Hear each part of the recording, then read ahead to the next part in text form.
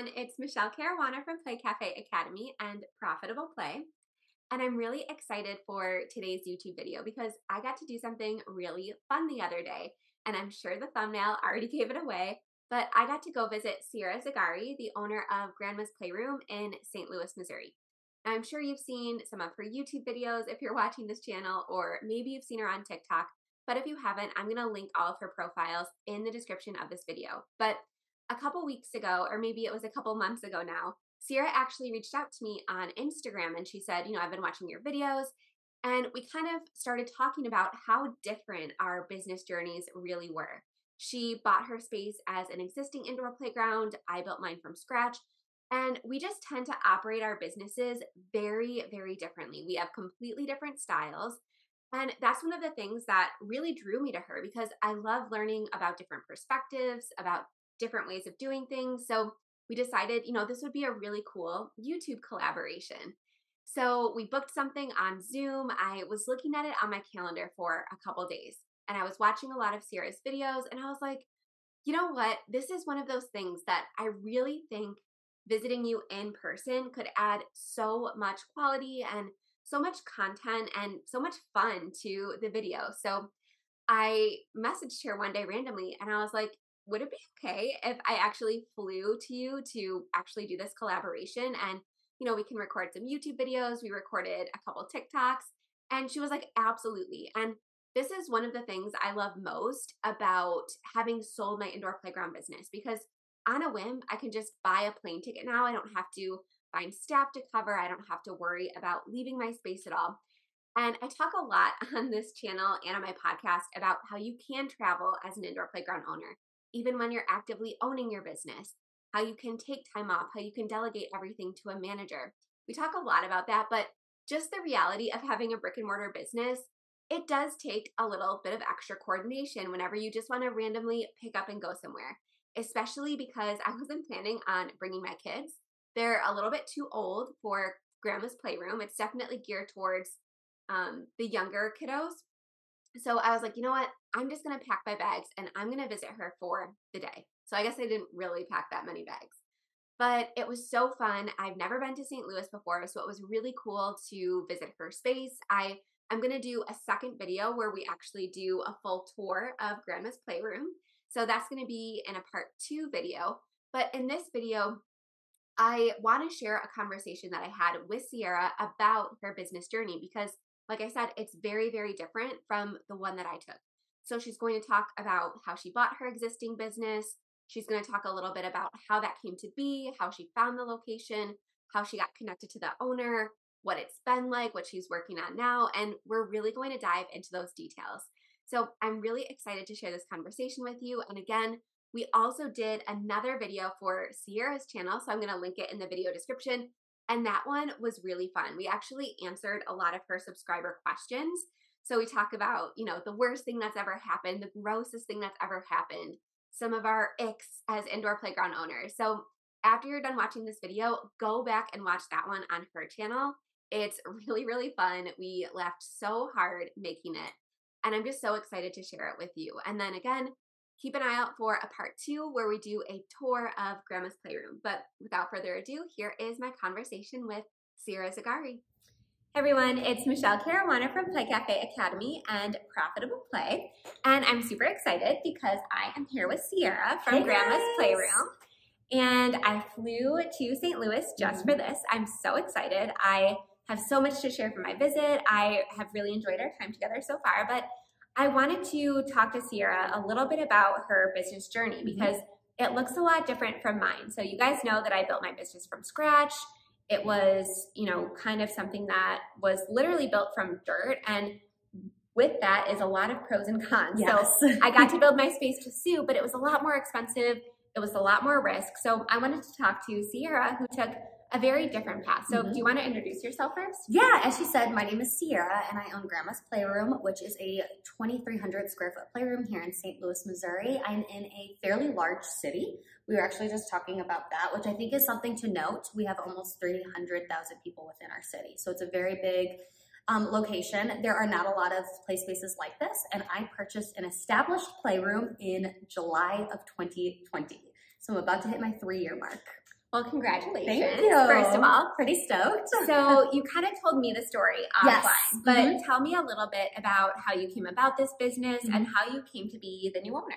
So it's actually funny. My dad found this place first from a billboard, like such a his generation situation. He was driving down the highway, he saw a billboard, and he used to babysit my kids like on weekends and stuff. So he would come to grandma's playroom with my boys because he felt comfortable enough as a grandpa to bring 2 children to a play space and he could sit and read and relax. And then I started coming to different events with my children, and then I started having their birthday parties here. And then March of 2020, everything shut down. I am now never wanting to be a stay-at-home mom, stuck at home with my kids, struggling to find things to do. And I reached out to the previous owner, Sandy, who is probably one of the most amazing people I've ever met in my entire life. And I said, hey, Sandy, is there any way in the entire world where I can pay you money and you can give me a key and I can come and play? And she said, absolutely. Here's the key. Come anytime. So we were coming every single Sunday. And then all of a sudden, she kind of reached out and was like, hey, you guys might not be able to come very much anymore. I'm thinking about selling. And I didn't tell you this part. It was a bottle of red wine later. And I said, I could buy this. I could do this. I'm standing in the building. I saw that she was going to sell it. I'm looking around and I was like, I can do this. I have no idea where I got the goal because I never had owned a business or anything like that before. And my husband said, absolutely not. No way, no how. You ain't going to do that. I looked at my mother and I was like, I'm going to do that. The red wine will get you. The red wine gets you I'm every pretty time. sure I wrote my business plan over several bottles of red wine. So then the following day, we met her here with my mom and I looked at all of her numbers, and I'm not going to lie to you. I was like, oh, yeah, these are numbers. These are totally numbers. I can see that all of these are numbers. And I really just dove in head deep, like head first. Like it blows my mind that I had the balls to do this. And again, the red wine will get you. July 2020. So then we signed everything, we paid for everything, and then I spent like 2 weeks in here before opening day, and then on It's probably helped that you were a customer already. Yes, because I'd already been here so much, and Sandy just was, honestly, I could not have found a better person to buy the business from, because it was like from one hand to the other, and she walked me through everything. I remember being on the phone crying about how do I pay sales tax? Because we've talked about this. I have sales tax here in St. Louis for entertainment. We're considered entertainment, not a service. So I have to collect sales tax on everything. And then I could not figure out how to pay those sales taxes. Yeah. I'm like calling the government, begging them to take my money because I couldn't figure out how to give it to them. And she really helped me through it. And it was just really awesome. And now we're 3 years later. I have now owned the business longer than she had owned the business. Congratulations. Yeah, it's been really great. And I was able to add on to it with social media. I have a TikTok and a YouTube. And I'll link everything below the video. And I share a lot of behind the scenes. I don't really share the business aspect. You are amazing about that. And I don't really share the creative aspect because I'm better with that. No idea. I never post on social media. YouTube is pretty much the only place you'll see me. So. And people will ask me for business advice, and I'm like, I don't even know how I got here, how this happened. I'm really just learning through it. Yeah, and I was lucky that I went to school for business. I have a master's degree, and we had owned businesses before. That's awesome, yeah. But on the flip side, I didn't know anything about kids other than that I had kids. Other than that, I had kids. But I had to ask for a lot of help in that regard. I had to ask what toys to buy. I had to ask what play equipment was important. Like when you were walking me through your space, and I'm going to post a tour video in a separate video. She has mirrors everywhere. She utilizes her wall space. She is a little bit more experienced of a mom than I was when I started. I had an 8-month-old when I opened. I had an 8-year-old. And that was my extent of, kids. That's all I knew. I didn't have any education background. I didn't have any older kids. So that was something that I really struggled with. The business has always been my thing.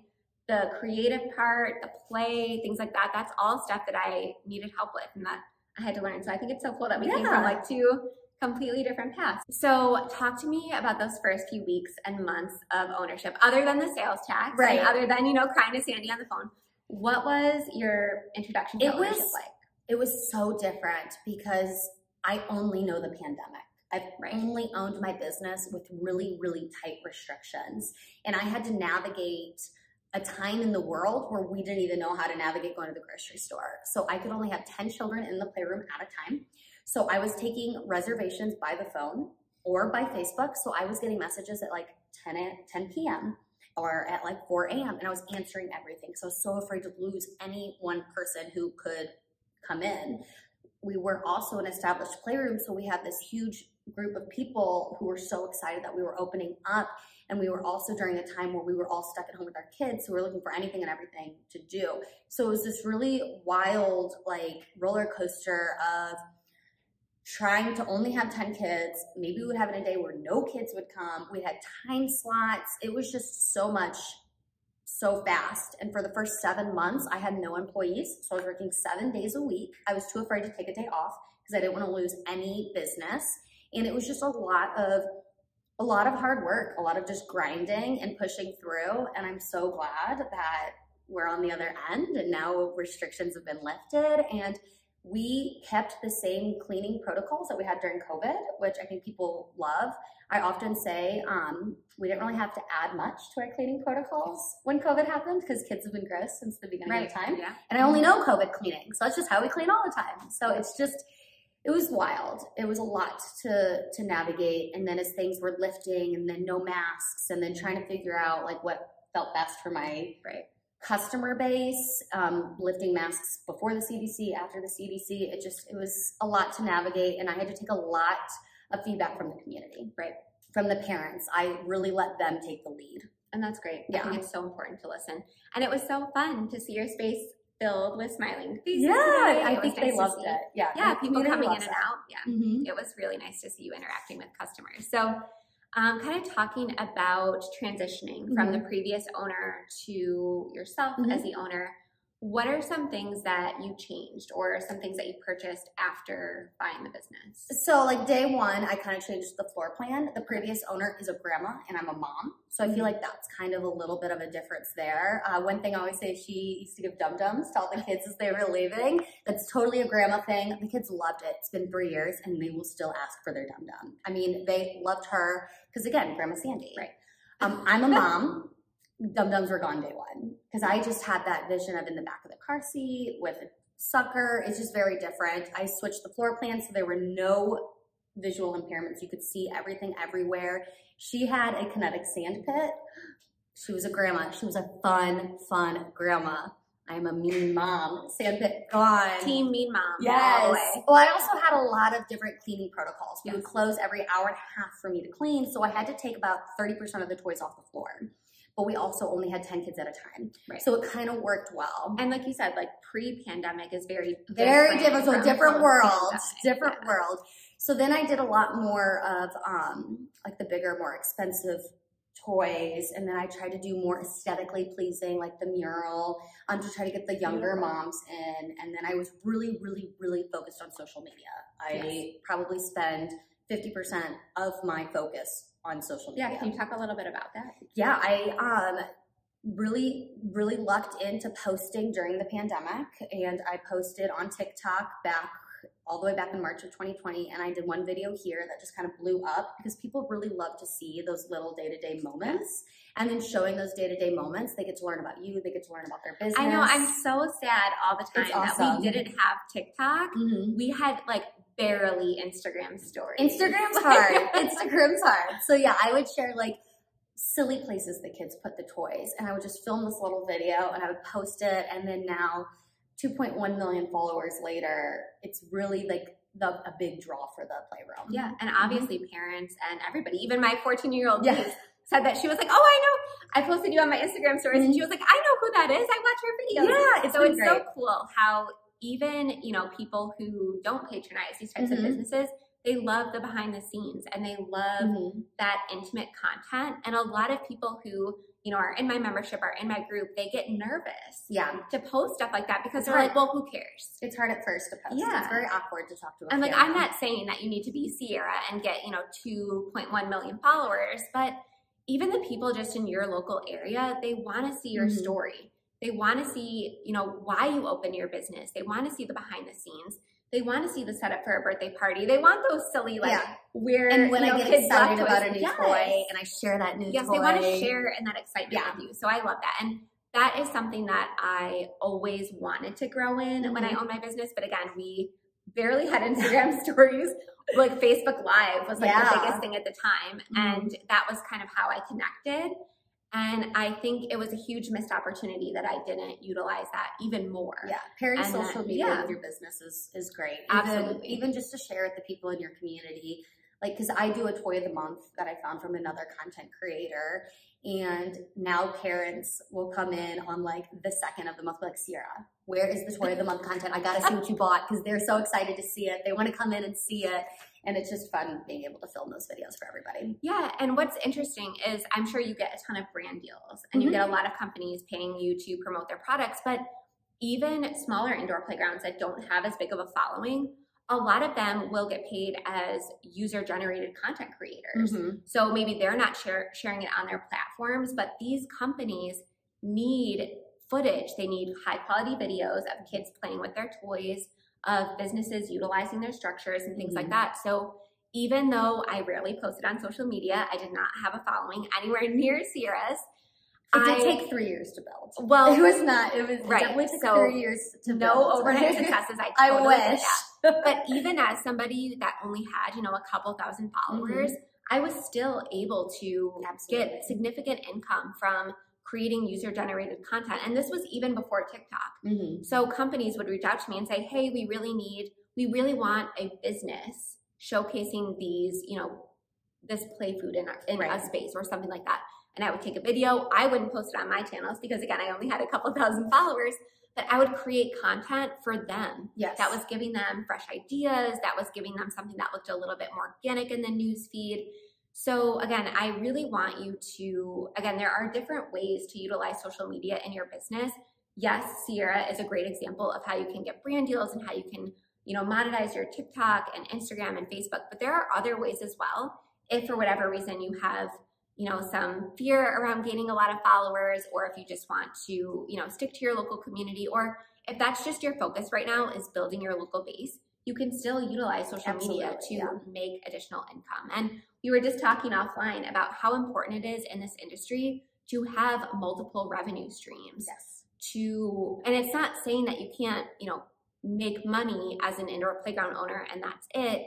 It's just if you have this space, if you're making these investments, if you have this beautiful canvas, you should utilize it to make sure that you're using it to its full potential, I guess is what I'm trying to say. Definitely. There's so many different things that you can do to add value and to make extra money.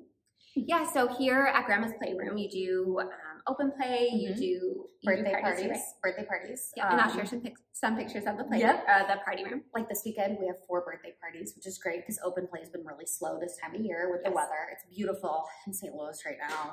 Makes me sick. And then we do some events. We spoke about how my space, the parents in my community tend not to like structured events. They really love the freedom of open play. So my 2 main are open play and birthday parties. That's awesome. So what are some of your favorite birthday party themes? Do you have any? Oh my gosh, anything that's like Taco Tuesday, I love that. We saw a really cute one that was like wonderful, and it was in January, and it was like Winter Wonderland. Oh, it was so cute. We definitely try to market more towards like the simple parties though. Yeah. Like we and that's kind of where we differ. Yeah. Because we were all elaborate. Every love party we did was elaborate party. We want that mom who has her 3rd kid. I love that 3rd kid's 2nd birthday, and she's throwing some cupcakes in the back room. I love that. No decorations, and just letting the kids run. Because to be fair, most of those decorations that are so beautiful and so fun, they're single it's use. for the most, yeah, for the most, it's for the parents. And I get it. I have 2 children. And the gram. We went crazy with birthday party decorations, but we are more of like a low key. We want you to enjoy the people at your party. We want you to enjoy the time. We want you to be able to talk and mingle. We do all the cleanup, all of the resetting. And we find that the parents who bring in like a handful of balloons and a thing of cupcakes have the most fun. Yeah, absolutely. It's not grammable. No, I love that. It's not grammable, but it's definitely more what we go for here. I love that because a lot of people see on Instagram or they see on TikTok these businesses doing these really elaborate balloon walls. And they're beautiful. Right, but they think that's the only way. Right. And there are so many different ways to run a kid's birthday party business or to run a play space business. So again, you guys know that I, built my space from scratch. It was around $200,000 to start up. it doesn't have to be that way. Right. That's not the only path. You can purchase an existing business. You can go a little bit smaller. You don't have to invest in, you know, the Lilliput Playhomes, which I talk about in another video that I'll link.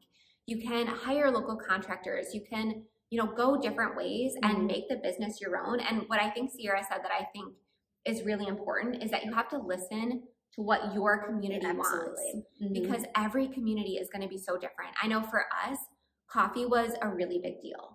So we absolutely had to have coffee or we were just never going to make a profit. And we had definitely a bigger hump of like profit to make because our expenses were really high, our startup costs were really high. But also that's what our community said that they really wanted to see. But we're Starbucks moms. Yeah. We're like exclusive Starbucks moms here in this area. They would not drink my coffee. Right. And so that's a perfect example of you can't just look at somebody's business that's, you know, states away and say, oh, this is exactly what's going to work in my area. Absolutely. You have to take, you know, what you love about that business, but also adapt it to what your area needs, what your area wants, and again, most importantly, listen. So you have to be in the business. Yes. So that first 7 months of me being the only one here was perfect because I could take note, I could see what they wanted, we could try things, and it was okay to fail. Yes. And I failed a lot. And we kind of talked about in a video in Sierra's channel, which I'll link. But we kind of, not only did we take different paths in opening our businesses, but we owned our businesses at very different stages of our lives. So I opened my business when my son was 8 months old, and then I got pregnant immediately. I had to go through like childbirth, a traumatic birth, you know, parenting a special needs child for the first time, all while I was in my like second year of ownership, and it was very overwhelming. And I was telling Sierra, I often think about how different my energy levels, my patience, my compassion, like certain things could have been in my business had I opened at a different stage. So do you want to tell us a little bit about when you opened yours? So July of 2020, I had a kindergartner and a preschooler. So they were a little bit older, definitely sleeping through the night, potty trained. But when I opened in July, 2 months later in August, I was then virtually teaching a first grader in the back room while navigating owning a business, while only being allowed to have 10 people in the building. That is tough. So it was definitely interesting. But it was kind of like the perfect time of my life because everything kind of got a clear slate with COVID. Everything kind of like, I didn't have a job. My children were young, but a little bit. I mean, that like year or two huge really difference. I mean, they were potty trained, sleeping through the night. Like, so I just felt like I had the freedom to try something and to test it out. And it really just worked out. People always ask, and I say it's a lot of luck followed by way more hard work. Yes, absolutely. And a lot of people will come to my channel and they'll just be so excited and they'll have this huge sense of urgency, like, oh, I need to open, you know, right now while my kids are 2 and they're like perfect play area age. But I promise you, you know, that might work best for you, but there's also really not a lot of harm in waiting because it can really open you up to so much, again, more energy, maybe a little bit more patience. So again, even if it feels like you need to open your business today, I promise you, something that I always tell people is to never give up on a dream because of how long it's going to take to achieve, because the time's going to pass anyways. So again, there's really no right or wrong time to open a business. There's just pros and cons of each. So I wanted to share, again, an example of, you know, 2 different stages. And one last thing I wanted to ask you is if you had advice for somebody considering this business. I know you probably have like a million pieces of advice, but if you could just pick one thing, what would you say? If someone's watching this and they're thinking like, you know, I could do that. That seems easy. Okay, give me a minute. Okay. It's okay, I can. It's usually don't. I know I say that too. Don't do it. Like, you can, how about reframe it? I know. If you just want to get rich, don't. Okay. But if you want to like impact your community and your family in like this positive way. Yeah. So but if you want to get rich, don't. If this is your money-making scheme, don't do it, because that's not what this is. Not a get rich. This is a passion project that is going to take everything from you and then some.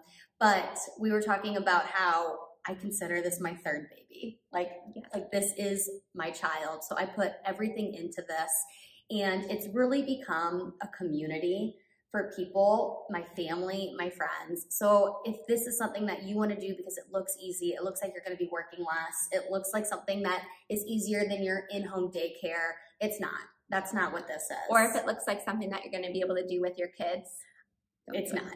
I actually hire moms who originally want to bring their kids to work, and then after they work a month or two, they say it's easier to not bring their kids, and it absolutely 100% is. So this has got to be something that is a passion of yours, because you are going to be doing it 80 hours a week. Yeah. Like, it is not something that you can just want to do in passing. It is going to be everything. It is my entire personality now. Is this playroom. And a lot of people ask why I ended up selling my business. And it's because you have to be, I mean, at least for the first several years, all in. And I mean, again, it's so difficult, but I don't regret a single day. I was telling Sierra, like, every single day, my older son asks to see pictures. He wants to look at his birthday parties. He wants to look at, you know, me baby wearing him behind the counter. So sweet. It was such an intense, you know, 5-6 years, but I wouldn't take back a single second. Yeah. But again, when somebody comes up to me and says, you know, I just want to make money. Yeah. Or you know, I just want something easy. Right. The biggest one I get is I own an I own an in-home daycare, or I'm a therapist, or I'm a teacher, and I want something that's easier. This is not that. Right. This is not easier. This is the hardest thing I've ever done in my entire life, and I'm never gonna sell this business. You just have to understand that it's different. It's like raising a child. Right. There are ways to set it up so that it can be a little bit more passive, so that you can hire a manager, so that you can make a sustainable income, but it's never going to be a get rich quick or, you know, get rich anytime, unless you want to open tons of locations, diversify your income streams. So I always like to, you know, I'd never like to sugarcoat things here. So we just kind of wanted to end with that. But again, it's such a beautiful life. Yeah, and it's the hardest, best thing I've ever done outside of motherhood. But absolutely. It's very, very much like motherhood. Absolutely. And my kids are so proud of me. And I love hearing my older son talk to his class, you know, we used to do this, look at all these pictures. Again, we sold 3 years ago. Yeah. He still talks about it every single day. So it's so just sweet. It makes me so proud, because now he wants to start a business. Oh, mine want to be YouTubers. Well, shocker. But it's those things that like really make it worth it. Is now my son knows that he doesn't have to be stuck at a 9 to 5. There are other ways to, you know, make a living for your family, and to me, that's invaluable. Yeah, I love showing them what hard work looks like. Mommy has to leave, but they know what I'm doing. They know how hard it is, and they're never gonna wonder what owning a business is like. Yeah, it's great. Yeah, we're gonna go cry later. I know, it's fine. Thank you so much for joining us. And again, I'm gonna link to all my other videos with Sierra. I'm gonna link to Sierra's TikTok and YouTube if you haven't seen it yet. And again, thank you so much for joining us. We'll see you guys soon. Bye. All right, that wraps up my conversation with Sierra Zagarri. I hope you enjoyed it. This was such a fun trip. I can't wait to visit so many more play spaces this year. I have a ton on my list this summer, and I just can't wait. So again, subscribe if you haven't, so you never miss a tour or another one of my visits. All right, have a great day, guys.